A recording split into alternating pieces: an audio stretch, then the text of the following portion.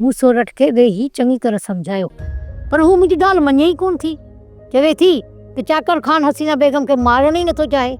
चाची सोरठ अञा ॿार आहे, उहा ॻाल्हि खे नथी सम्झे। जेकॾहिं चाकर खान मारिजी वियो न त इहा हसीना बेगम ताक़त में अची वेंदी।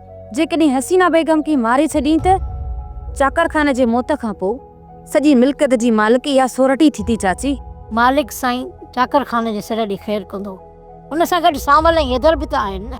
चाची मां हुनजी ज़िंदगी जे लाइ दुआऊं वेठी थी घुरां, पर दुश्मननि जे विच में त आहे न। इन जे करे चवां थी चाची त इन हसीना बेगम जो मरण लाज़मी आहे। खातो सुठो इहो आहे त तूं वञी सोरठ खे सम्झाए अच, बाक़ी मुंहिंजी ॻाल्हि त ॿुधे ई कान थी। जेकॾहिं सोरठ नथी सम्झे न त हसीना बेगम खे तोखे ई मारणो पवंदो। चाची मां? हा चाची, कुछ ॾींहंनि जे लाइ तोखे उते वञी कमु करणो पवंदो। को मौक़ो ॾिसी हसीना बेगम खे घुटो ॾेई छॾिजां। पोइ चाकर खान खे तूं इहो ई ॿुधाइजां त हसीना ख़ुदकशी करे छॾी, ऐं इहो कमु तोखे ई करणो पवंदो। चाची